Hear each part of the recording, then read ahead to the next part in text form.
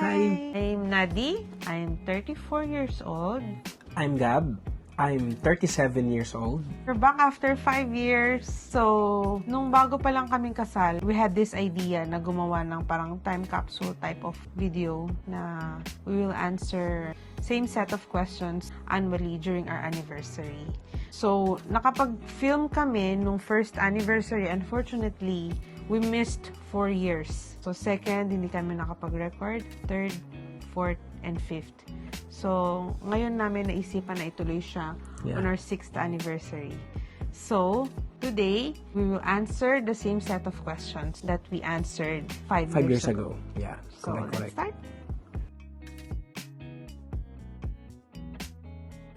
Six years. Yeah. Anyway, andito nga pala to. Kasi nung first anniversary namin, ang finiflex ko is yung first anniversary flowers. So, ngayon naman, ang finiflex ko, itong parang first win namin sa claw machine. So, ito. Yeah. Meet Una. Pangalan niya is Una. Nakuha namin siya this year. So, wala pa siyang 1 year old. Since may 4 years kaming na-miss, we're going to answer for the 4 years. Yeah. Tama. So, what was your favorite moment from the past year? For the past 4 years? Yes. Actually, a lot of travel. So, talagang ewan ko ba, parang kami na-addict sa travel. Na to the point na halos taon-taon, parang gusto namin lumabas ng bansa twice a year, no? Almost yearly, no? Lumalabas kami ng bansa. Pero siguro yung favorite moment ko, kasi given na yung travel eh. Favorite moment ko nitong mga past 4 years, yung nakapagpundar kami ng sarili naming brand new car and nakakuha kami ng sarili naming bahay at lupa, no? Na masasabi na naming home. Sa amin, oh. Yeah. Yes, I agree din. So, yun yung mga parang favorite at saka major highlights Yes. ng 4 years namin. Yes, tama. Same.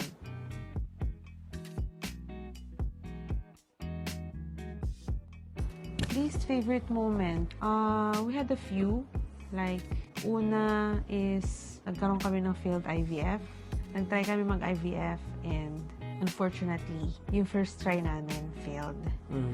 And yung isang least favorite ko naman is nung namatay si Shadow.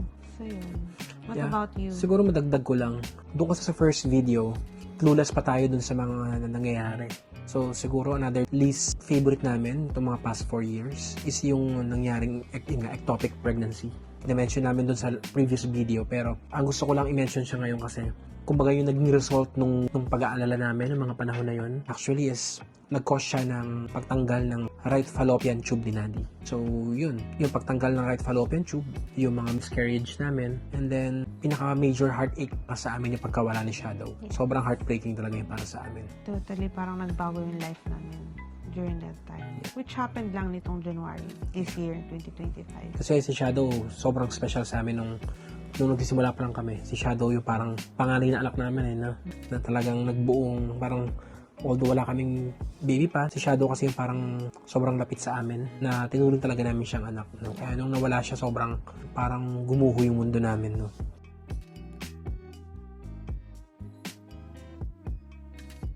Siguro ako personally, kung paano namin nalampasan yung pandemic.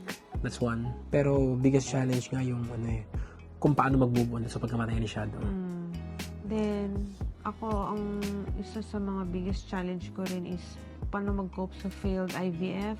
Then, paano mag-cope nung nagkaroon kami ng miscarriage kasabay ng birth ni Potpot. Yeah. So, malaking challenge din sa akin yun na sobrang na-misunderstand din ako ng maraming tao during that time. So, yun yung mga biggest challenges ko yata this past 4 years. So, nung first year natin, na-mention natin doon sa challenges na meron din tayong good challenges. So, sa tingin mo, ano yung mga naranasan nating mga good challenges? Ako personally, yung roller coaster journey ko sa building a business. Especially kung paano ko naitawid yung pandemic. Kasi nung video na tinake natin, 4 months akong walang trabaho nun. Imagine niyo ng pandemic, wala akong work. Kasi umalis ako sa Action Lab. So, yung roller coaster moment ng building a business, kung paano kami tatawid yung pang-araw-araw, paano kami tatawid yung buhay. So, yun yung mga, for me, good challenges kasi it taught me a lot, no? Na ngayon baon-baon ko na Then, good challenges din siguro itong mga pinagdaanan namin about sa miscarriage. Kasi, parang mas naging buo yung relationship namin ni Nadi, no? Parang mas naging matibay kami in such a way na parang mas naging bonded kami when it comes to facing problem. Like before, nung previous video nga, kakakasal lang namin, may kanya-kanya pa kaming buhay. Kumbaga nung mga time na yun, to be honest, parang hindi pa kami talaga fully teammates, no? Pero ngayon masabi ko na parang, alam mo yun, parang kulang yung laban kung hindi ko siya kasama. Parang ganun yung sa akin. Sa'yo, ano? Good challenges. Yeah. Kasi this past 4 years, as in, sobrang naging active kami sa traveling. Siguro good challenges is yung challenge na mag-travel sa entirely different place, na may entirely different language. So yun. Isa yun sa mga good challenges din. Yeah. Like yung magpunta tayo ng Pattaya sa Thailand. Na as in talagang nag-commute lang kami. Nagpunta kami ng kung saan-saan sa Japan. Kami lang. Tumawid kami ng borders ng Cambodia going to Vietnam. Oh. Like local, no? Yes. Van lang ang gamit natin, no? Usually, yung Indochina trip na yon, kukuha ka talaga dapat doon ng tour. Pero kami, DIY namin. So, those are, I think, some of the good challenges that we experienced these past 4 years. So, yeah.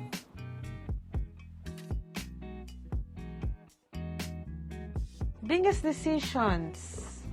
I can enumerate some of them, no? Like, number 1, pursue IVF. That's a big decision. Kasi it requires a big amount of money din. And big amount of emotional investment as well. Yes. So, that's 1. Number 2, purchase ng car. Si Inday. Yeah. Number 3 is lumipat dito sa Parañaque. Ako siguro yung pag-divest ko out of Nicostec. Dun sa previous video namin, ang na-mention ko doon, umalis ako ng Action Labs, and by that time, tinatayo ko pa lang yung Nicostec. So, fast forward, naitayo ko Nicostec, napatakbo ko Nicostec for quite some time. Pero yun nga, due to misunderstanding, I opted to divest out of the company and form a new organization. I think that yun na isa sa mga biggest decision na ginawa ko na talagang bago yung buhay namin with that decision. Isa pa pala that we forgot to mention. Adoption. Yeah! So, surprise! As we record. Mag-a-adopt kami. As we record, pinaprocess na namin yung adoption. Pinaprocess na namin yung adoption. Hopefully, ma-meet na namin siya this year din sa Vermonts. And hopefully, sa next video, meron siyang appearance. Yeah. On the next annual review, meron siyang appearance, finally. And maybe we'll add some questions. Yeah. About parenting na. Yeah. So, yun. So, yun nga.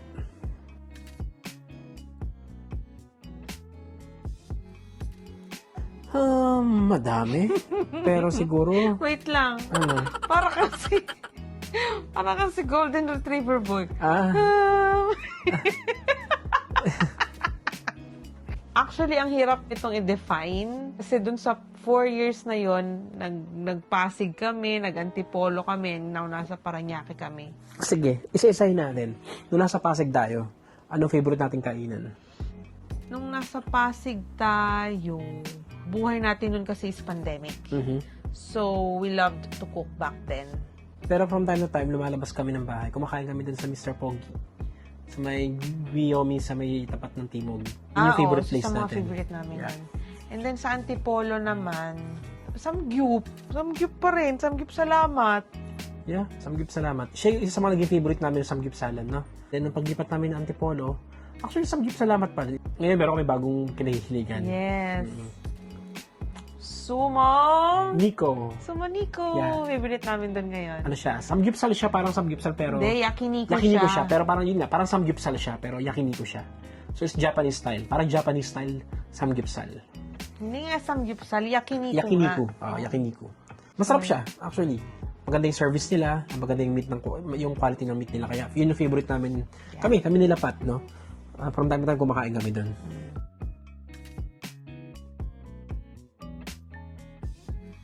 Maliban sa mga pang-araw-araw na ulam.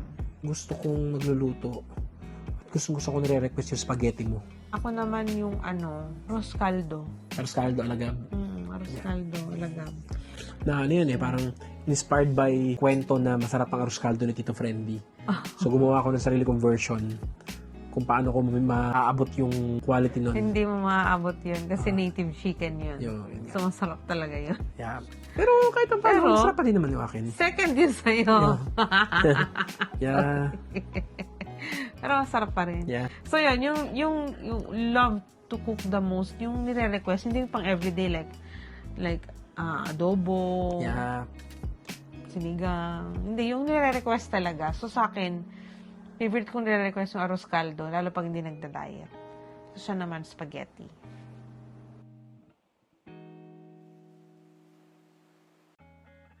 Travel. Travel, Travel oo. lang.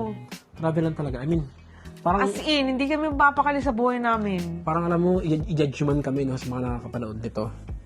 Na parang wala ba kaming direction, parang gano'n. Pero, to be honest, parang, although ngayon, meron kaming something na nilook forward daw. Na-mention nga namin kanina yung adoption.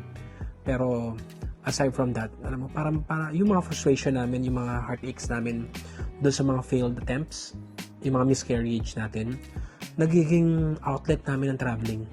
Yeah. Yeah. Alam mo yung, ewan ko ba, minsan siguro yung mga nakakapanood ng mga travel videos namin, yung mga post namin, pwedeng sabihin na pinaparayag namin yung mga ginagawa namin, parang ipinagayabang namin, pero we just wanted to share yung magagandang lugar. Yeah. And somehow, At saka, we have all the time for ourselves. Yeah. Wala naman kaming anak. So, anong gagawin namin bumubukod sa bahay? tsaka somehow, yun din naman yung way para alam mo yun, bigyan namin ng, i-treat namin yung sarili namin na naghihirap naman talaga, nagtrabaho naman talaga para kitain yung pera na yun.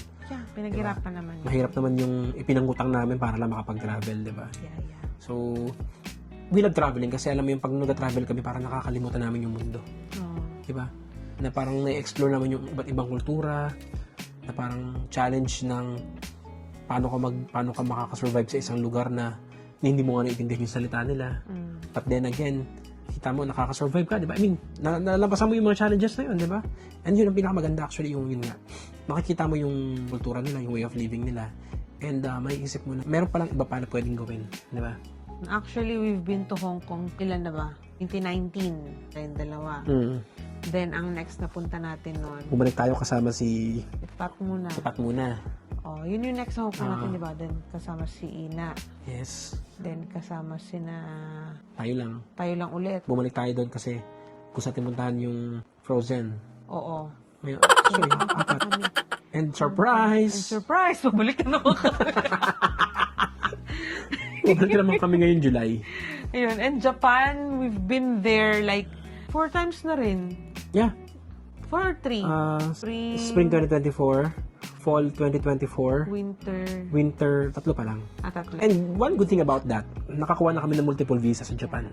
So anytime, pwede na kami pumunta doon. No? Well, going back doon sa Hong Kong, we plan to go sa Hong Kong this July for a reason. Number one, gusto pa rin talaga namin puntahan ng Hong Kong Disneyland, no? Pero one particular reason, kaya rin namin gusto bumalik doon kasi this time, ang isasama naman namin yung mga anak ni Ebet tsaka ni Jov. Si LA tsaka si Lance. Kasi nag-iba kasi yung view or yung mindset ng isang bata kapag nakikita niya yung possibility na meron sa mundo. Kaya as much as possible, alam naman namin na hindi priority ng family ng mga pamangking ko na mag-travel at makarating sa ibang bansa. Kumbaga sa amin, sinusubukan namin sila dalhin doon kasi gusto namin tumayog yung mga pangarap nila. Na balang araw maisip nila na gusto kong bumalik sa lugar na yon, pero para makabalik ako doon, kailangan ko magsumikap sa buhay, mag-aral, magtrabaho, magsumikap technically. So, we're just showing them na ito yung pwede nyo magawa, ito yung pwede nyo mapuntahan kung magsusumikap kayo sa buhay. Para hindi lang sila maging limited sa kung ano yung nakikita nila day to day. So yun yung reason kaya kami babalik ng Hong Kong. Yeah, so yun Yeah. ang question ng what were your favorite things to do in the 4 years. Yeah. Yeah, traveling. Na nagsanga-sanga na siya. Pero technically traveling. Traveling talaga.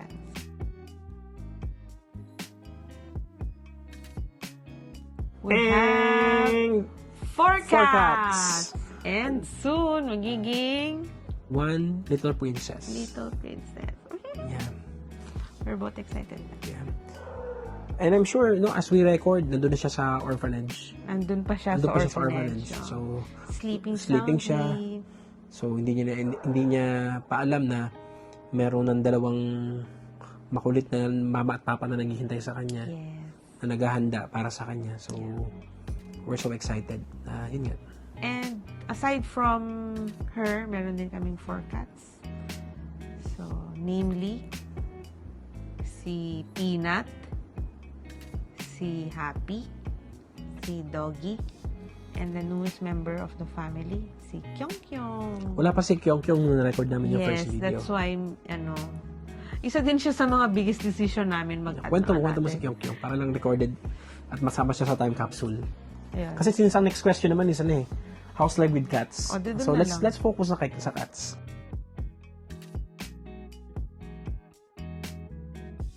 So, surprise! Yung huling video namin, we have 4 cats. And ngayon, we have 5 cats na, pero yung isa nasa Rainbow Bridge na. So, nag-add kami ng isa, which is si Kyong Kyong, or ang pangalan talaga niya is Macchiato. Nakuha namin siya noong 2022 sa coffee shop. Technically, cat siya ni Pat. Very malambing siya. Yeah. Gustong-gusto niya si Pat. Walang makakapigil sa kagustuhan niya kay Pat. Pag ganyan si Pat, meow-meow is meow-meow. At saka, tumatalon siya kay Pat. Lagi niyang sinasalubong si Pat. Kahit nasa kalagitnaan siya ng tulog niya, pag nandyan si Pat, pupunta niya si Pat para mag-meow-meow. Sumalubong. talaga yun si Pat. So, other than that, life with cats is good. Hindi na sila malilikot ngayon. Malalaki na sila. Mga adult cats na sila. Si Happy ay nagsi-seizure. Yeah. Nakapag-develop siya ng ganong sakit. Meron siyang seizures, pero Episodes na. seizure episodes na na-notice namin usually kapag nai-stress siya. So, iniiwasan namin na mai-stress siya as much as possible. And overall, sanay na kami. Sanay na kami sa 4 cats namin. Masaya naman. We don't plan on adding anytime soon. Yeah. Kasi magkakaroon na kami ng little princess. Actually, yung bahay na to, bahay to ng pusa eh. Yes. Nakikitira lang kami. Nakikitira lang kami. Yeah. Yes.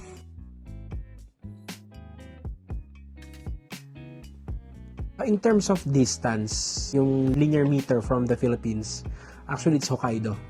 Talaga? It's Hokkaido. Oh. Linear meter.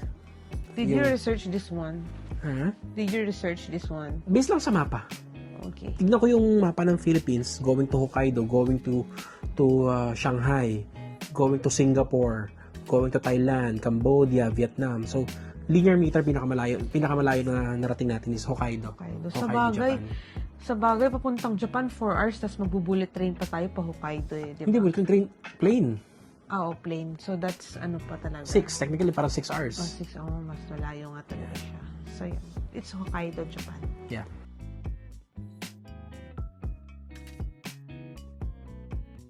To become parents. We're very excited. Ikaw naman, personal goals mo? Personal growth ko, continuously to grow the company. Mm-hmm. So, based sa nung nakaraang recording ko, di ba? Na kakaalis ko sa Action Labs na mention ko doon na magtatayo ako ng company. Ayun nga, nakapagtayo ako ng company. Then, iniwan ko din yung company na yun. Then, nagtayo ulit ako ng panibagong company. And by this time, this time pala, I'm trying to do my best, no? To make it right. So, yung mga lesson na natutunan ko dun sa mga few failures, sa failed attempts ng company na yun is, ina-apply ko dito. And somehow, growing kami. So, we started 2022, we operated 2023, from 2 employees, now, we are 16. So, lumalaki na yung organization. So, personal goal ko, this time, health. Yes. Health. Health talaga. Kasi, hindi naman sa pagmamayabang, kumbaga, na-reach ko na yung peak ng isang career para sa akin. Ito lang naman yung gusto ko eh. Yung magkaroon ako ng freedom sa buhay ko na hindi ako mangangamuhan, kumbaga. So, do you consider yourself successful? Successful, yes. Pero syempre, successful, yes. Pero hindi pa naman kasi, kumbaga, career-wise, siguro, oo. Mm-hmm. Pero marami pang pwedeng mangyari. Mm-hmm. Pero kung satisfied naman ako sa kung ano meron ako. Pero kung may kaya pang improve, why not, di ba? Pero I'm thankful na rin sa kung ano meron ako ngayon. Pero sa mga panahon na to, gusto ko na mapagtuunan ng pansin yung health ko kasi yun nga rin, in preparation sa adoption, no? Kay upcoming Little Princess. Kailangan medyo malakas ako para makasabay ako sa Wag naman sana, sa kulit lang niya. Wag naman sobrang kulit, no? Sa kulit niya, sa likod niya, sana makasabay ako. So, yun ang pinaghahandaan ko. Ako naman. Ikaw, anong current goals mo? Current goals ko, I don't want to disclose very much.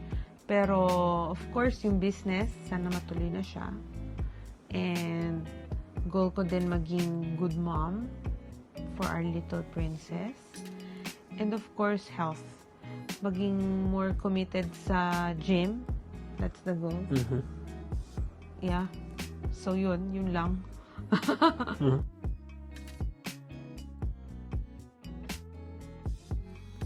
To the future Gab and Nadi, ang maya advice ko lang bilang Nadi from the past is stay committed sa pagiging healthy.